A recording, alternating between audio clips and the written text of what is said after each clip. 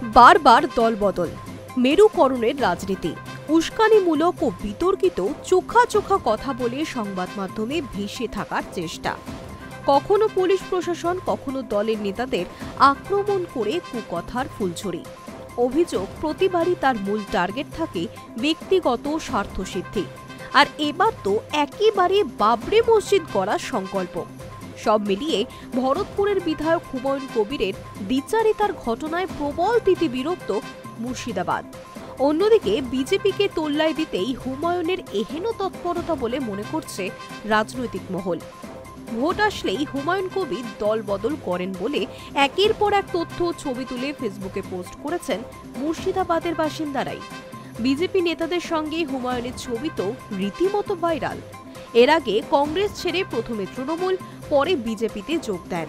BJP প্রার্থী হিসেবে লোকসভা ভোটেও লড়ে গো হারা হন। আবারও তৃণমূলে ফিরে আসেন, কিন্তু এবার বলেছেন নিজেই নাকি গড়বেন দল।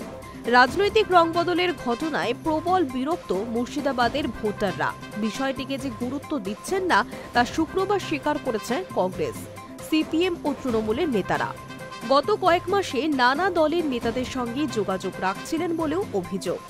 তৃণমূল কংগ্রেস হুমায়ুন কবিরকে সাসপেন্ড করার পর বিধায়ক পদ ছাড়বেন বলে ঘোষণা করলেও শুক্রবার আর কলকাতায় পা রাখেননি হুমায়ুন। বরং যেখানে মসজিদ গড়বেন বলেছিলেন সেই জমি তিনি ঘুরে দেখেছেন। 24 ঘন্টা আগে করা তার ঘোষণা থেকে সরে এসে তার মন্তব্য এখনই নয়, তবে ডিসেম্বর মাসের মধ্যেই তৃণমূল ছেড়ে দেব। তাৎপর্যপূর্ণ হল মসজিদ তৈরি নিয়ে হুমায়ুনের বিরুদ্ধে দায়ের করা মামলায় কলকাতা হাইকোর্ট হস্তক্ষেপ করেনি। মুর্শিদাবাদে শান্তি বজায় রাখার দায়িত্ব রাজ্যের উপরই ছেড়ে দিয়েছে হাইকোর্টের ভারপ্রাপ্ত প্রধান বিচারপতি সুজয় পালের ডিভিশন বেঞ্চ। অন্যদিকে হুমায়ুন কবিরকে একহাত নিয়েছেন কংগ্রেস নেতা অধীর চৌধুরী। তিনি বলেন, বেআইনিভাবে কোনো মসজিদ উঠতে পারে না। মসজিদ নির্মাণের জন্য রেজিস্ট্রেশন চাই। ধর্মপ্রাণ কোনো মুসলিম মানুষ বেআইনি মসজিদ সমর্থন করেন না।